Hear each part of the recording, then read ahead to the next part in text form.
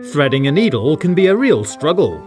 Here's a great trick to help you out. Wrap the thread around the back of your hand and over, then gently rub the eye of the needle around on the top of the thread, like this. After a few seconds, it rises up through the eye, and you can carefully pull it through, threading the needle.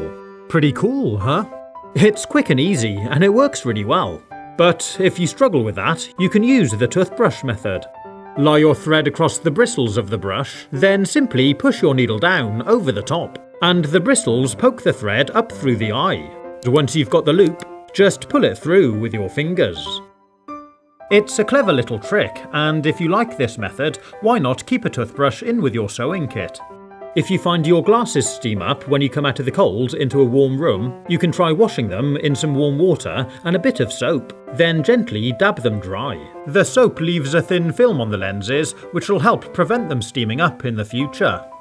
If you've got a couple of drinking glasses that are stuck together and you can't separate them, fill the top one with cold water and dip the bottom one in warm water. This will cause it to expand slightly so we can lift out the cooler top glass.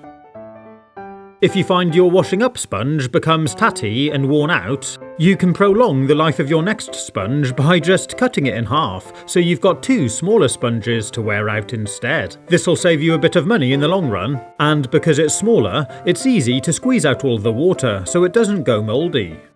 If you've got heavy stains, like these tea stains that you struggle to wash off, you can use a little toothpaste on your sponge.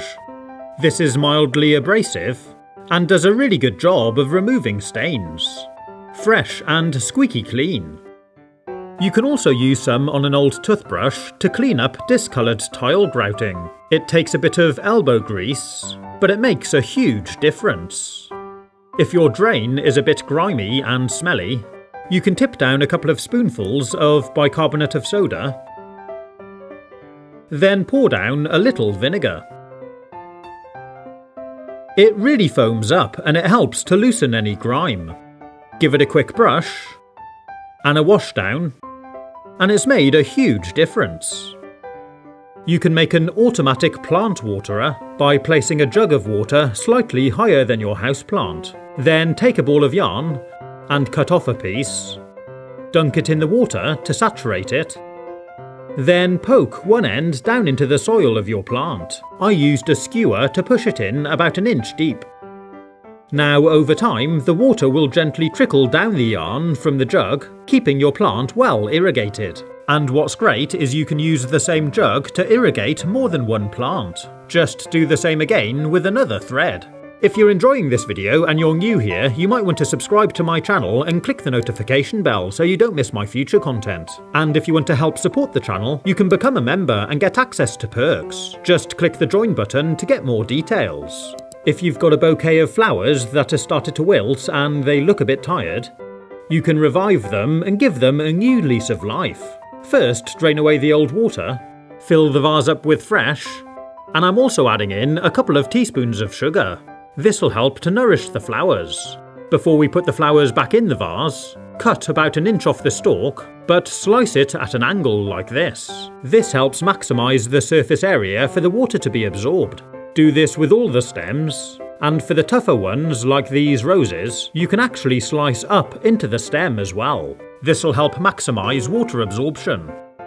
Once you've done them all, carefully stand them back up in the vase. Notice how the angular cut really allows water to flow into the stem, as opposed to a flat cut, which can be obstructed by just standing on the base of the vase. Over the next 12 hours, the flowers really did come back to life. They really perked up. And with a little bit of rearranging, there we are. If you're trying to light a match outside, but find it's just too windy to keep it alight, you can prepare a match like this. Use a sharp knife and carefully carve back the four corners of the match just behind the head. Then do it again a second time so it looks like this. These 8 little splinters will help the matchstick to burn quicker, giving you a stronger, more wind-resistant flame.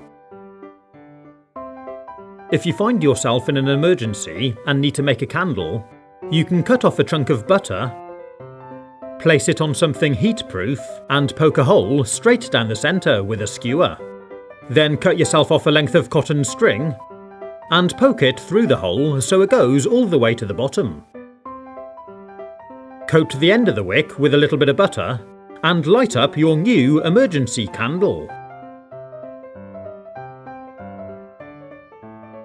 If you've got a zip which is a bit stiff and doesn't seem to work properly, you can take a bar of soap and gently rub it up and down against the zip.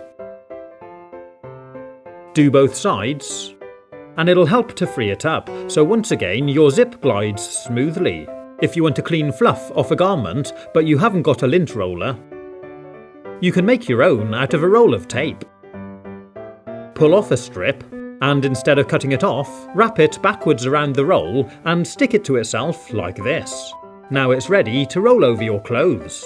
You've made your own DIY lint roller. When it's full, just tear off a strip, peel back another one, and it's ready to use again. If someone's got a ring stuck on their finger, it can be a real struggle to remove it. But here's a clever trick. Cut off a length of ribbon, and you may also need a toothpick. Tuck the end of the ribbon underneath the ring, and out of the other side, like this. Then wrap the ribbon around the knuckle, and spiral it down the finger, like this. You don't need to do it tight, and it shouldn't hurt at all. Next, take hold of the ribbon at the other end, and carefully unwind it all the way down the finger. You should find it slowly releases the ring over the knuckle. Keep going until it's nice and loose and you can remove it from the finger. Pretty clever, huh? If you like, you may want to add some washing up liquid or liquid soap to help it slide better over a really tight knuckle. If your shoelace is all frayed and you struggle to thread it through the eyelet of your shoe because it's missing the plastic tip, you can repair your lace with a strip of tape. Wind it tightly around the end to form a new aglet. This'll help stop it fraying more and allow you to easily thread your shoes again. If you're making hard-boiled eggs and you find one of the eggs has a crack in the shell, don't worry, you can still use it. Just carefully lower it down into the water with the others, then add a little white vinegar to the water and allow it to simmer as normal. The vinegar stops the egg white seeping out of the shell and making a mess of the egg. Here it is after it's cooked and cooled down. If you can't remember which eggs are hard-boiled and which are raw, you can spin the egg on the counter, then stop it with your finger and see what it does. If it stops the egg spinning completely, the egg is hard-boiled, and you can peel it. However, if the egg continues to rotate a little after you stopped it, the inside of the egg is raw and it still carries momentum.